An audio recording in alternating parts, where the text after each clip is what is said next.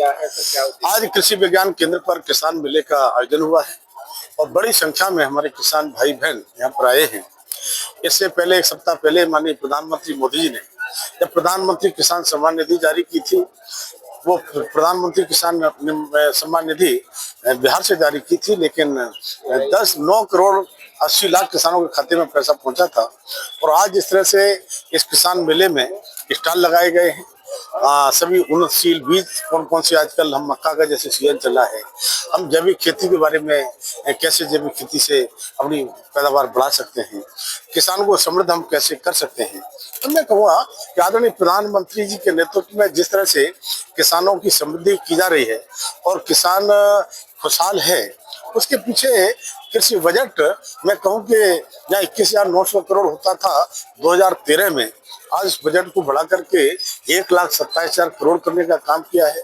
और पशुधन और डेयरी को मिला दिया जाए तो 50,000 करोड़ का बजट और ज्यादा होता है। तो आज प्रधानमंत्री किसान सम्मान निधि के रूप में 3,68,000 करोड़ रुपया सीधे सीधे किसानों के खाते में 2,000 रुपये जाता है। और किसानों के लिए तरह तरह से छूटें, उनके एमएसपी के रेट बढ़ाना, एमएसपी पर खरीद बढ़ाना और लगातार बीज सब्सिडी पर देना, तो किसानों की उपज भी कैसे बढ़े और उपज को बाजार कैसे अच्छा मिले। तो मैं कह सकता हूँ बीज से लेकर बाजार तक आदरणीय मोदी जी किसानों की चिंता करते हैं। और वही कारण है कि आज किसान 142 करोड़ लोगों की भूख मिटाने के साथ साथ दुनिया के अन्य देशों की भी जरूरतों को पूरा करने का काम करता है। और आज किसान मोदी के साथ हैं और मोदी जी किसान के साथ हैं। तो मैं कहूँगा आज डबल इंजन की सरकार, हमारी उत्तर प्रदेश की और भारत सरकार किसानों के साथ खड़ी है। तो किसान लगातार अपने विकास के रास्ते पर इस देश को आगे बढ़ाने में अपना सहयोग दे रहे हैं। सर जैसे कि मंत्री जी आज बिहार में बजट पेश हो रहा है, 2 बजे बिहार में बजट पेश हो जाएगा, क्या कहेंगे इसको लेकर? देखिए, भारतीय जनता पार्टी की सरकार या एनडीए की सरकार जहाँ होती है वहाँ बजट बड़ी सर्वस्पर्शी बजट होता है, समावेशी बजट होता है। और मुझे लगता है बिहार की जनता के हितों को ध्यान में रख करके ही बजट आएगा। अच्छा, एक सर्वे आया है बीसी का, उसमें दिखा रहे हैं कि तेजस्वी यादव की सरकार बिहार में बनने जा रही है, तो इसको कैसे देखते हैं आप? ये सपने वो देखने में किसी को कुछ जाता नहीं है, लेकिन माननीय प्रधानमंत्री मोदी के नेतृत्व में जिस तरह से एनडीए जीत पर जीत दर्ज करती जा रही है, अभी दिल्ली में 27 साल पुराना इतिहास दोहराने का काम किया है। तो हरियाणा में आप सब प्रेस के लोगों ने तो कभी कहा ही नहीं कि सरकार बनेगी, वहां भी मोदी के नेतृत्व में हरियाणा में प्रचंड बहुमत की सरकार बनी है। महाराष्ट्र में क्या क्या क्यास लगा रहे थे आप लोग, महाराष्ट्र में सारे क्यास फेल हो गए, 2/3 बहुमत की सरकार बनी है। तब मैं कह सकता हूँ कि बिहार हो या अन्य प्रदेश हो, और लगातार एनडीए सरकार बना रही है और बने। किसान मेले का आयोजन किया जा रहा है, तो किसान जो है कहाँ के? देखिए, चूंकि एग्रो क्लाइमेटिक जोन का हमारा मेला है और एग्रो क्लाइमेटिक जोन में हमारे प्रदेश को जो बांटा गया है, तो मध्य पश्चिमी एग्रो क्लाइमेटिक जोन के जितने भी किसान है, जनपद हैं, वहाँ के किसान आए हुए हैं। क्योंकि एक ही क्लाइमेटिक जोन की जलवायु एक जैसी होती है, तो जो हमारी प्राकृतिक विधियां हैं या हमारी जैविक विधियां हैं, उन सभी किसान भाइयों को, जनपदों को बताना, जिससे कि वो उन विधियों को एक साथ अपना सके। इसी कड़ी में जैसा कि हमारे उपकृष्ट निदेशक महोदय ने बताया कि यहाँ पर विभिन्न कंपनियों के द्वारा, विभिन्न विभागों के द्वारा स्टॉल लगाए गए हुए, हमारे गन्ना विभाग के ज्येष्ठ गन्ना निरीक्षक डॉक्टर प्रदीप वर्मा जी के द्वारा जैविक खेती पर बहुत ही अच्छा व्याख्यान दिया गया है।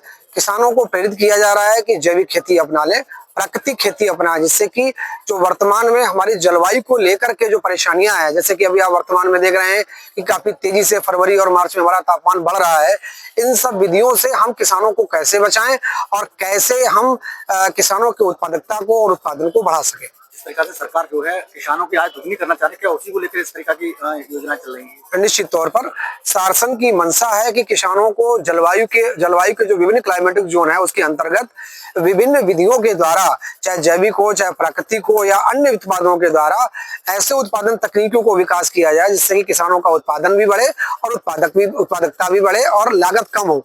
जब हमारी लागत कम होगी तो निश्चित तौर से माननीय प्रधानमंत्री जी का जो विजन है हमारे किसानों की आय दोगुनी करने का, निश्चित रूप से हम उसमें सफल होंगे। आपके द्वारा बीज भी कर किए गए हैं, तो किस तरह से?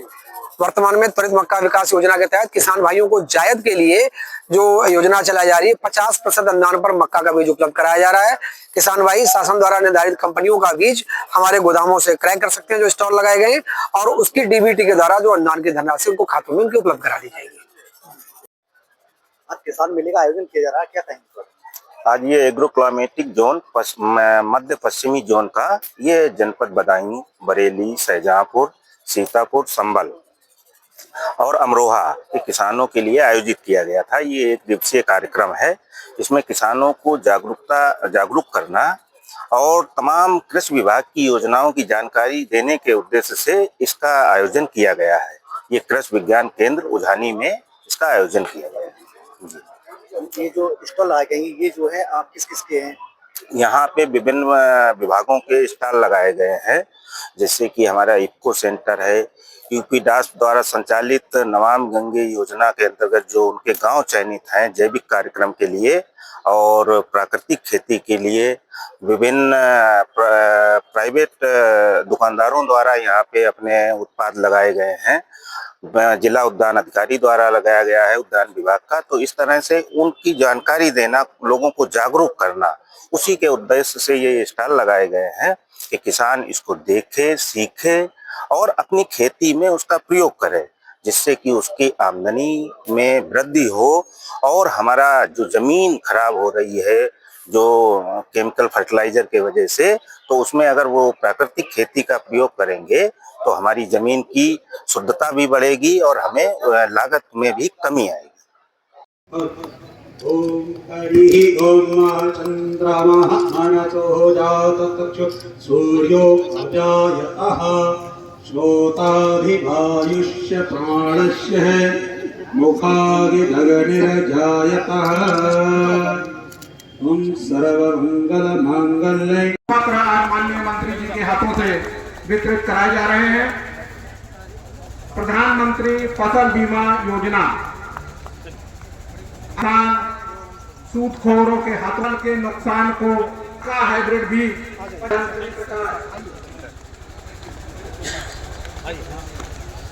करोगे